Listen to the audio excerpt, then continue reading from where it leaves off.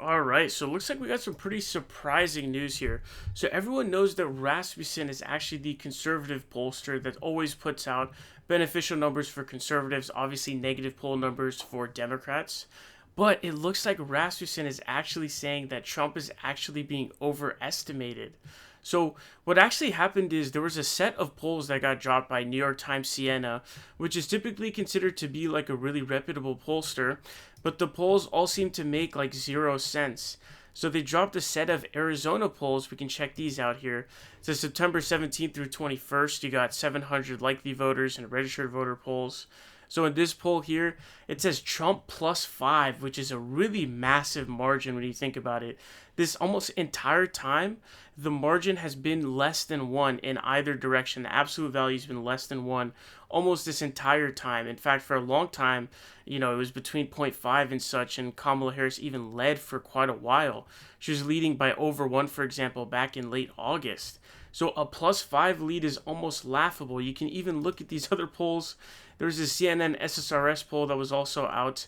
So it's honestly insane. And these are like super old, where this is like pre August 16th.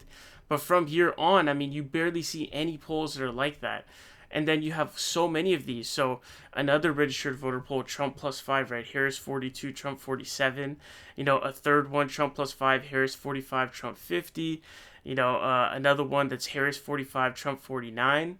So they also had released a poll that had Trump, I believe it was up 2 points or up one, I forgot. But he was up, and the thing was, they actually had weighted the sample size to be R+2 nationally, which is not matching what the sample size actually is nationally. Also, another big issue I have with the New York Times Siena poll in terms of it actually making any logical sense. They had actually recently, and I should have pulled it up for you guys, I apologize for that, but recently they had actually dropped a poll that had actually showed that nationally they were tied at 47 each, but yet somehow in the state of Pennsylvania she was leading by 50 to 46. A 4 point margin in Pennsylvania is absolutely massive right now because Pennsylvania is a fucking dogfight. It's super, super close. Unlike Michigan, or the polls are fakely showing her up a lot in Wisconsin. I think Wisconsin's actually likely to be more red than Pennsylvania is.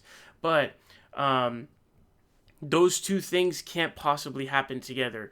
If Kamala Harris is leading by 4 in Pennsylvania, she would have to be up by at least 4 to 5 in nationally in the polls. There's no possible way for it to be tied nationally and that happening. It's not possible. So they're hard to take seriously. But we see even Rasmussen now is saying that this is actually way too fat on Trump supporters. So check out what he says. It says NYT's AZ poll is right of us by 3 points, but it's a little too fat on Trump supporters, IMO. The real answer could be in the middle. So he's asserting some kind of midpoint here, like x1 plus x2 divided by 2. But here we can see Rasmussen dropping their own set of polls here. So they dropped the Arizona poll September 23rd, which was just yesterday. That's Trump +2, which is actually pretty good if you're Kamala Harris. If they only have Trump +2, the really cool thing about the Sunbelt states, Arizona, Georgia, Biden actually overperformed in both of those states. So we could see if we go back over to 2020, for example, we can see that Biden here is actually up by 2.6 points, but he's at 48.7 in Arizona. He ends up getting 49.4, so he overperformed by 0.7. This is a very unique attribute that did not happen in any state outside of Arizona and Georgia. In Georgia, he's also at, on election day, he's at 48.6, but he ends up going almost a full point over up to 49.5. So he ends up doing this massive, massive surge forward where it's almost a full point. And keep in mind, that's the only reason why he won. Because in typical Trump fashion, he overperforms the polls by 2 to 3 points. But Biden was still able to survive. Why? Because he also overperformed the polls. So again, if Biden does well with those, with overperformance, Kamala Harris is obviously going to do significantly better because we see voter registration proportions rising significantly, especially among groups like Black women voters and young Latino women voters, et cetera, women in general. So what likely is happening here in, for example, for these polls, what you could see is they consistently are polling her super, super low. So she's at 43, 42, 45s, which is just, it's pure insanity. Stein is polling 2% in a lot of these polls, which is really crazy. Like, if that ends up being the thing that flips like one of the swing states, that would be really, really horrible. And now, to be clear, it would only matter if Stein gets enough of the vote and the margin is small enough, would be the only way for it to possibly trigger. For example, if Stein gets 1% and Kamala loses by 1, obviously all those Stein voters were never going to vote for Kamala Harris, right? But let's say Stein gets 2%, Kamala Harris loses by 0.2, obviously that would have flipped it if she wasn't on the ballot. But unfathomably low numbers of like 45%. A bunch of the polls have her, numbers at higher than that, but really, really low numbers. Now, I think Donald Trump actually has like a higher, I think, or he has like a ceiling, I think, in the states, in the Sunbelt states. So in the Sunbelt, I'd say he has a hard cap of 49.5 absolute maximum, especially with the multiple candidates this time around, as opposed to the sort of head-to-head that it was in 2020. But what I think is going to end up probably happening is he'll probably get somewhere between 48.5 to 49 points. So in a lot of these polls, he's going to really struggle to do any real overperformance in a lot of these polls because he's already kind of reaching those numbers. And I personally don't believe that his overperformance is like, oh, whatever his value is, you just add 2 or 3 points to it. That's insanity. A lot of the reason why he actually overperformed so much in the 2020 polls, I think, was just because of a lot of shy Trump voters in the polls who didn't want to respond to the polls. Because I think it was embarrassing at the time. Remember, it was during the panini, right? It was the time of the panini, and so everyone was like really embarrassed about all the stuff that Donald Trump was doing. He was saying that drinking bleach was an option to cure COVID. It was a lot of really crazy stuff going on. But you could see he polls really weak. Like, he's barely cracking 50 in almost any of these polls. He's cracked 50 in 2 of those last, like, 20 polls there you can see. Inside of September, it's just 20 polls, or 2 polls, and the New York Times Siena poll is literally one of them. So you can see he's not polling, like, very strong. He's polling pretty weak, which is a really bad sign for the guy. And I know for sure, I know Kamala Harris is going to overperform the numbers here. And you also have like a very strong possibility of like an Obama 2012 situation where Obama was only up by 0.7 nationally in the polls, but in margin, but he ended up winning by nearly 4 points on margin. So he massively overperformed the poll numbers. That's another possibility as well, high possibility, especially with a lot of the polls now, I think, are actually overestimating the number of the Republicans in the polls sometimes. On the grounds of 2020, and so I think they're going to miss a lot of that support. But you can see here, the numbers are starting to diverge in favor of Donald Trump in this sort of, graph here. But again, it's because it's getting flooded by these terrible NYT Siena polls, and none of these match. I mean, you have even, +1 Trump, +1 Harris, +2 Trump, even, +1 Trump, +2 Trump.